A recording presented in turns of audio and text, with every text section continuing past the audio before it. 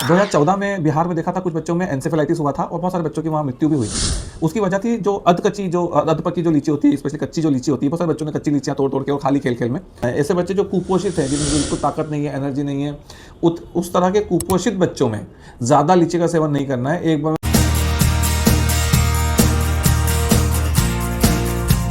Hello dear parents, आज हम खा रहे हैं लीची। इसके ऊपर हमने एक छोटा सा शॉर्ट वीडियो पहले ही पोस्ट कर दिया है चैनल पर, परंतु सभी ने ये डिमांड करी है कि हम एक लॉन्ग वीडियो लेकर के आएँ, तो उस पर हम एक ये वीडियो बना रहे हैं। लीची एक सुपर फ्रूट है, परंतु इसके नुकसान भी बहुत ज़्यादा हो सकते हैं। विटामिन सी का बहुत अच्छा स्रोत है। एक लीची में लगभग 8 mg के आसपास विटामिन सी होता है। 100 ग्राम यदि आप देखें तो लगभग 70-75 mg के आसपास होता है। मतलब लगभग यदि आप दिन भर में 5 से 6 लीची खा लेते हैं तो विटामिन सी आपका पूरा हो जाता है। विटामिन सी आपको स्किन में नरिशमेंट देगा, बालों में अच्छा रहेगा, इम्यूनिटी मजबूत करता है ना, WBCs के फॉर्मेशंस में भी हेल्प करेगा अच्छे से वर्क करने में। तो इम्यूनिटी के लिए बहुत अच्छा हुआ। तो आयुर्वेद में आप इसको रसायन कह सकते हैं, ओजवर्धक भी कह सकते हैं, इम्यूनिटी को यदि आप ओज समझते हैं तो। इसके अलावा ग्लूकोज फ्रक्टोज होते हैं नेचुरल इसमें। एनर्जी स्रोत बहुत अच्छा है। आप यदि थके हुए हैं और आप इसको सेवन करते हैं तो आपको तुरंत ताकत देता है। गर्मियों में लू लगती रहती है, डिहाइड्रेशन बहुत ज़्यादा होता है, तो वहाँ पर पानी का भी स्रोत होता है। 80% अधिक वाटर होता है, तो हाइड्रेशन बॉडी का बहुत अच्छे से मेंटेन करने वाला होता है।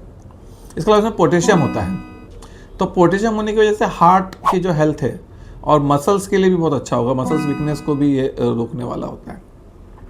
दूसरा, कुछ मात्रा में कॉपर इसमें रहता है, जिससे कि आरबीसीज फॉर्मेशन में हेल्प करता है। तो ऐसे बच्चे जिनको बार बार खून की कमी होती है, एनीमिया होता है बार बार, तो उनको भी आप लीची देते हैं तो बहुत फ़ायदा आपको मिल सकता है।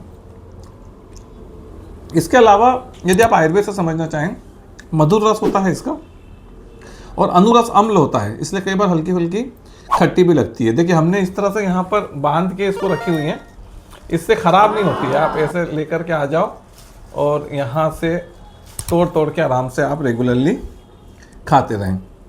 तो नेचुरल सोर्सेस से प्राप्त करना हर चीज़ को बहुत अच्छा होता है। तो हम बात कर रहे थे आयुर्वेद में अम्ल रस इसका अनुरस होता है।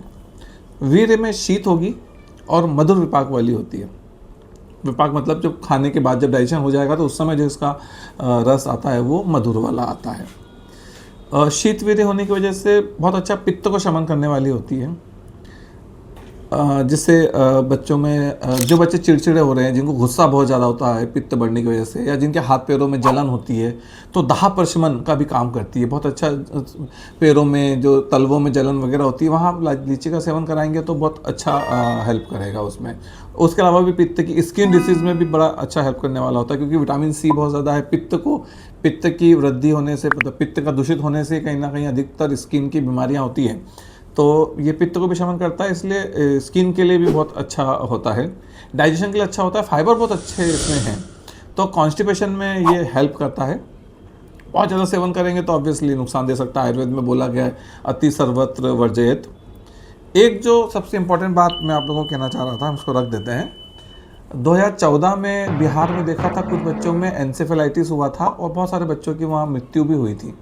उसकी वजह थी जो अधपकी जो लीची होती है, स्पेशली कच्ची जो लीची होती है, बहुत सारे बच्चों ने कच्ची लीचियाँ तोड़ तोड़ के और खाली खेल खेल में। कच्ची लीची में MCPG करके एक तत्व होता है और साथ में हाइपोग्लाइसिन A, ये 2 प्रकार के रासायनिक संगठन मिलते हैं कच्ची लीची में। जब शरीर में ताकत की कमी होती है, स्पेशली जब ग्लूकोज की कमी होती है, तो ग्लूकोनियोजेनेसिस जैसी प्रोसेस होती है लीवर में, तो ये MCPG जो होता है उसको ब्लॉक कर देता है। और ब्लॉक करने की वजह से शरीर में सडन जो ग्लूकोज का जो डाउन हो जाता है, शुगर जो सडन उसी वक्त एकदम से गिर जाती है, ग्लूकोज का लेवल एकदम से गिरता है, जिससे कि बच्चे हाइपोग्लाइसीमिया में चले जाते हैं। और हाइपोग्लाइसीमिया में फिर आगे जब बढ़ता है, पहले तो वीकनेस शुरू होती है, वीकनेस के बाद जब आगे जा कर के और तो ब्रेन तक पहुंचता है, फिर वहाँ पे बड़े बड़े सिम्टम्स मिल सकते हैं। और हाइपोग्लाइसीमिया के अगर साइड इफेक्ट्स, मतलब उसके आपको लक्षण चाहिए तो वो मैं अलग से पूरा वीडियो बना दूंगा, और उससे क्या क्या नुकसान होता है आगे जाके वो भी मैं बना दूंगा। तो हमें ध्यान रखना है कि लीची, जो कच्ची लीची जब खाते हैं तो वो तुरंत हाइपोग्लाइसीमिया करती है। और इवन पकी हुई लीची भी हमें खाली पेट नहीं खाना है। ऐसे बच्चे जो कुपोषित हैं, जिनमें बिल्कुल ताकत नहीं है, एनर्जी नहीं है, उस तरह के कुपोषित बच्चों में ज़्यादा लीची का सेवन नहीं करना है। एक बार में 5 से 6 से ज़्यादा लीची का सेवन नहीं करना है, क्योंकि शुरू में कई बार आपको शुगर का एक स्पाइक जरूर मिल सकता है इसको खाने के बाद, परंतु अल्टीमेटली बॉडी उसको कंपनसेट करने के लिए आगे जाकर के हाइपोग्लाइसीमिया जरूर से हो जाएगा। तो हाइपोग्लाइसीमिया को प्रिवेंट करने के लिए आप सिर्फ पकी हुई लीची खाएं, भरे पेट में खाएं, खाना खाने के बाद 2 से 4-5 लीची खाएं, उससे ज़्यादा लीची का सेवन ना करें। जनरली साइड इफ़ेक्ट्स कम ही मिलते हैं। हम यदि सही तरीके से संतुलित मात्रा में सेवन करेंगे तो ये सुपर फूड का काम करेगा, हर तरह की ताकत आपको मिलेगी। तो आप जब तक के लिए लीची को खाते रहें, एंजॉय करते रहें। और इससे रिलेटेड कोई क्वेश्चन है आपका तो मुझे बताएं। बिहार, मध्य प्रदेश, झारखंड, ये जो इलाके हैं यहाँ पर गर्मियों में मई से जून के आसपास में आपको प्रचुर मात्रा में मिल जाएगी। अब अगर आप बाज़ार में जाएं और आपको लीची दिखेगी तो तुरंत खरीद करके उसको खाएं, लेकिन जो सावधानियां मैंने बोली है उनका ज़रूर से ध्यान रखें। Thank you.